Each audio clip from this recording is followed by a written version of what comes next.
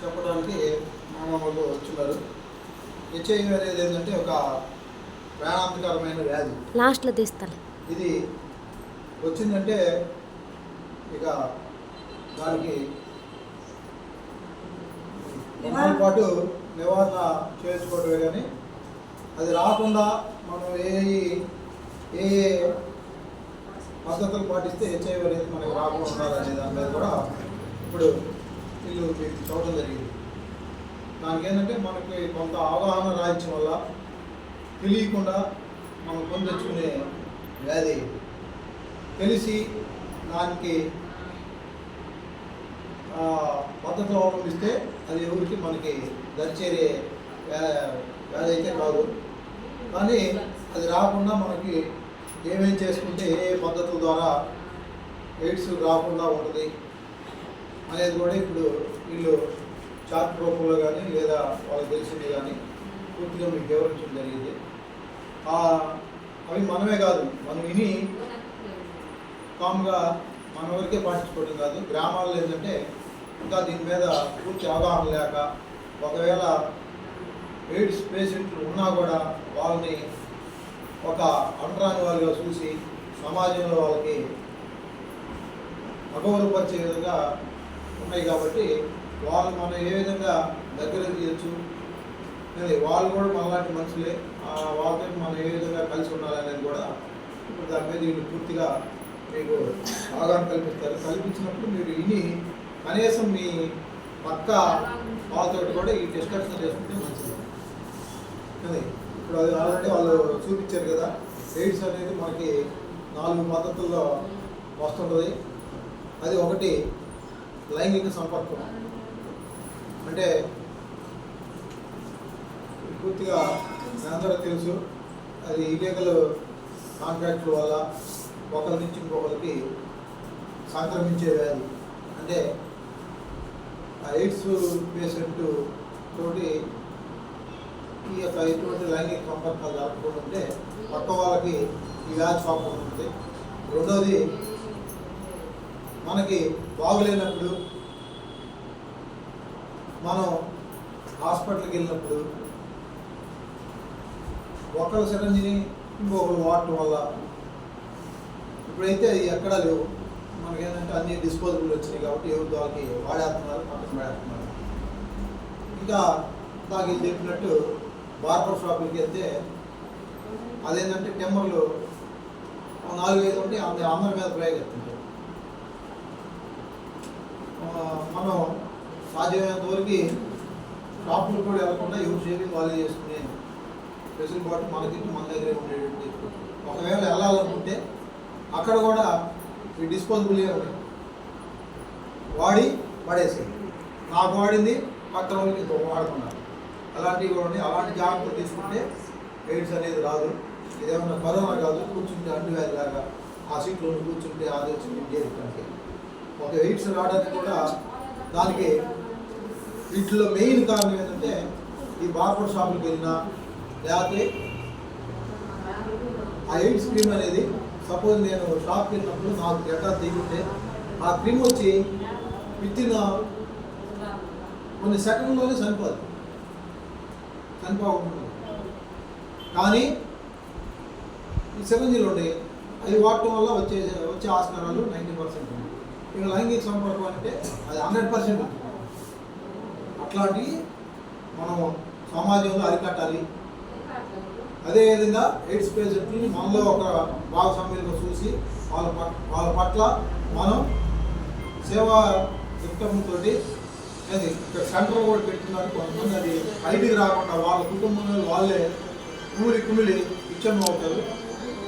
అలాంటి ఏం భయపడద్దు. దానికి మనకి ఎయిడ్స్ వచ్చిన పేషెంట్లు కూడా ఆల్రెడీ మళ్ళీ వాళ్ళ పిల్లలు పెళ్ళిళ్ళు అయ్యి ఇప్పుడు కూడా కొంతమంది క్షేమంగా ఉండదు.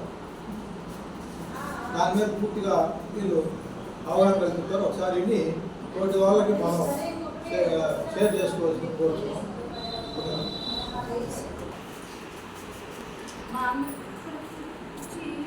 నమస్కారం, నా పేరు కృష్ణవేణి. నేను మేలపట్ల హెల్ప్ ఆఫీస్ నుంచి వచ్చాము.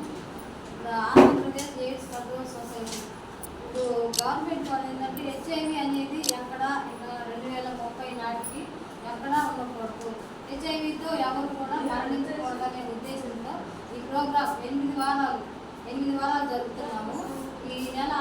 12వ తేదీ నుంచి 8 వారాలు మళ్ళీ వచ్చే నెలంతా మేము ఈ ప్రోగ్రామ్ చేస్తూ ఉండాలి. మరి ఎక్కువగా యూత్లో హెచ్ఐవి అనేది వస్తుంది. హెచ్ఐవి అంటే ఏంటి సార్ మాకన్నా ఇంకా క్షుణ్ణంగా చెప్పారు మీకు. హెచ్ఐవి అనేది హ్యూమన్ ఇమ్యూనో వైరస్. హెచ్ఐవి అనే వైరస్ మన శరీరంలోకి ఎప్పుడైతే ప్రవేశించిందో అక్కడి నుంచి అది చనిపోదు. ఇంకా మనం చనిపోవడమే కానీ ఆ వైరస్ అనేది చనిపోదు. కాకపోతే ఏంటంటే మనం మందులు వాడుకుంటూ మంచి ఫుడ్ తింటూ వ్యాధి నిరోధక శక్తిని పెంచుకుంటే కొన్ని రోజులు మనం బాగుంటాం. ఎప్పుడైతే ఆ వ్యాధి నిరోధక శక్తి పోతుందో అప్పుడు మన శరీరంలోకి అనేక వ్యాధులు వ్యాపిస్తూ ఉంటాయి అన్నమాట.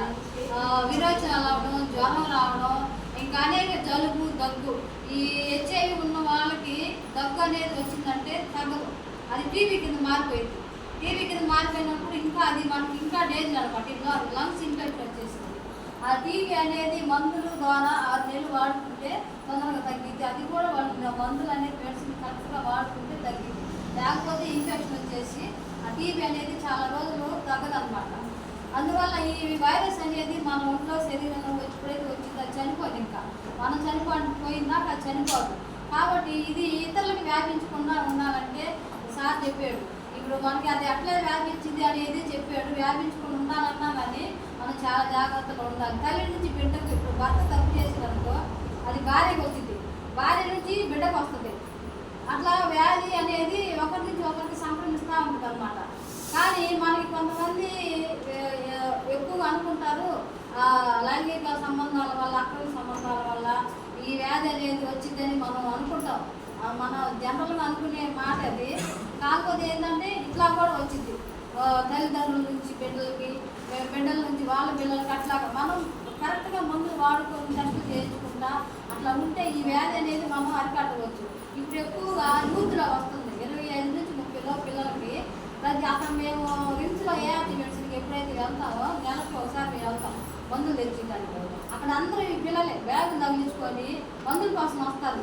ఈ పిల్లలకి మేము హెచ్ఐవి ఉన్నా అని మేము అక్కడే వాళ్ళని మేము అడుగుతాం ఎందుకు వచ్చింది ఏంటంటే చెప్పరు కొంతమంది ఏంటంటే ఏదో కారణం చెప్తూ ఉంటారు. అలాంటి యూత్కి ఇప్పుడు రాకుండా ఉండాలని గవర్నమెంట్ ఏంటంటే ప్రజల్లో అందరికీ ఈ అవగాహన కల్పించడానికి ఈ అవేర్నెస్ ప్రోగ్రాంలు మీకు తెలుసా అనే ప్రోగ్రాం ప్రతి ఏరియాలో స్కూళ్ళల్లో కూడా మేము చిన్నప్పటి నుంచి పిల్లలు జాగ్రత్తగా ఉంటారని ఇప్పటి నుంచే స్కూళ్ళల్లో కూడా మేము వాళ్ళకి హెచ్ఐవి అంటే ఏంది, ఎలా వస్తుంది, ఎలా ఉంటే రాదు అనే విషయాలు అందరికీ మాస్ ఏరియాలో కానీ ఇట్లాగే ఎక్కడైతే మీటింగ్స్ జరుగుతాయో అక్కడ మేము వాళ్ళ దగ్గరికి వెళ్ళి ఇట్లా హెచ్ఐవి గురించి మేము చెప్తూ ఉన్నాము. కాబట్టి మనకు తెలిసిన విషయాలు కూడా మన ఇళ్ళ పక్క వాళ్ళు ఉండొచ్చు, మనకు తెలిసిన వాళ్ళకు కూడా ఉండొచ్చు. చాలామంది ఉంది మాకు తెలుసు, అది మీకు పక్కన అందరూ మీలాగే ఉంటారు. వాళ్ళకి హెచ్ఐవి ఉందనే సంగతి మీకు తెలియదు. కాబట్టి మనం అందరం కూడా జాగ్రత్తగా ఉంటాము.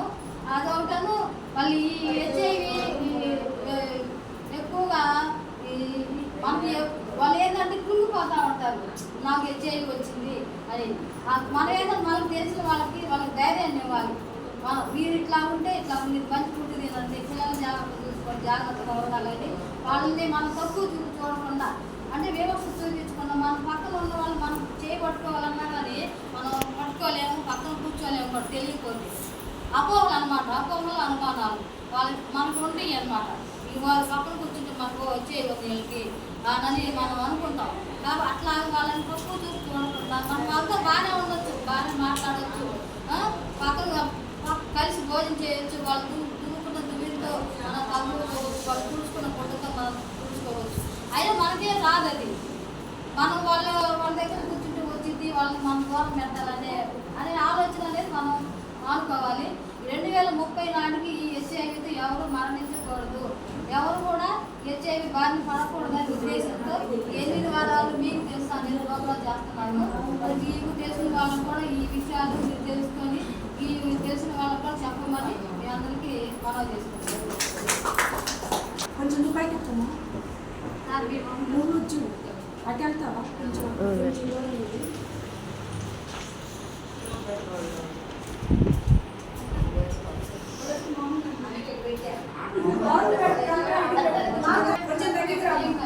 పర్లేదు కనపడుతుంది, పర్లా ఫోటో దీనా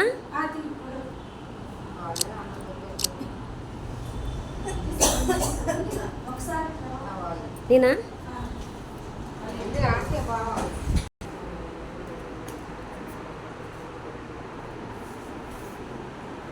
వీడియో ఫోటో ఇది ఫోటో ఫోటో తీస్తా తర్వాత. పర్లేదు, ఇట్లా స్క్రీన్ మీద వచ్చేస్తుంది.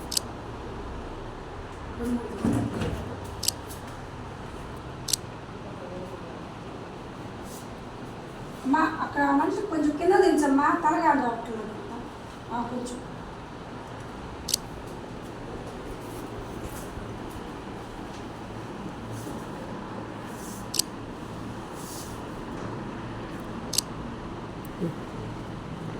ఒకసారి ఇది మనం కటింగ్ కాదు, మామూలు తల బిస్కెట్ బ్యాగ్ లో పెట్టి ఉందా?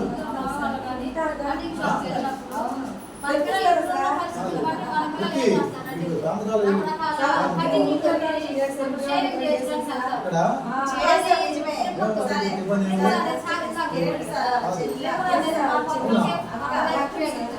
అనేక మందికి అది ఉపయోగించి ఒకవేళ బ్లేడ్ మార్చుకుని మర్చిపోయాడు హెచ్ఐవి పేషెంటే అంతకుముందు చేయించుకొని వెళ్తాడు. వెళ్ళినప్పుడు అదే కొంచెం అతనికి తెగి బ్లడ్ అయి ఉంటుంది. మన అది వాళ్ళు చూసుకోకుండా బ్లేడ్ మార్చుకోకుండా ఉన్నారంటే అది మళ్ళీ మనకే చేస్తాడు ఆ ట్రిమ్మర్తో. అది చేసినప్పుడు మనం కూడా దాంతో మనం చేసేదంటే మనం కూడా ఇట్లాగా ఆ హెచ్ఐవి అనేది మనకు కూడా అంటుకుంటుంది అన్నమాట. కనుక మనం బార్బర్ షాప్కి వెళ్ళినప్పుడు మన మగవాళ్ళు మన పిల్లలు కానీ ఆ కటింగ్ షాప్కి వెళ్ళినప్పుడు ఆ బ్లేడ్ మారుస్తున్నారా లేదా, వాళ్ళు ఎట్లా చేస్తున్నారు అనేది కూడా మనం చూసుకోవాలి. అట్లా ఈ ఎప్పుడైతే ఇట్లా చేయించుకుంటారో అది హెచ్ఐవి ఎప్పుడైతే వచ్చింది ఈ అబ్బాయి చాలా ఇట్లా అయిపోయింది అనమాట. అంటే సాదృశ్యం అట్లా చెప్తున్నారు అంతే, ఏం లేదు. మనకేంటంటే పిల్లలకి హెచ్ఐవి వచ్చిందంటే ఇప్పుడు ఎక్కువగా ఇంటిలో వస్తుందని చెప్పి ఇలా వస్తుందని చెప్పి ఇది వాళ్ళకి వాళ్ళ ఎగ్జాంపుల్గా వాళ్ళకి చూపించడానికి ఓ, 10 గవర్నమెంట్ తయారు చేసిన చిన్నపిల్లలు 20 రూపాయలు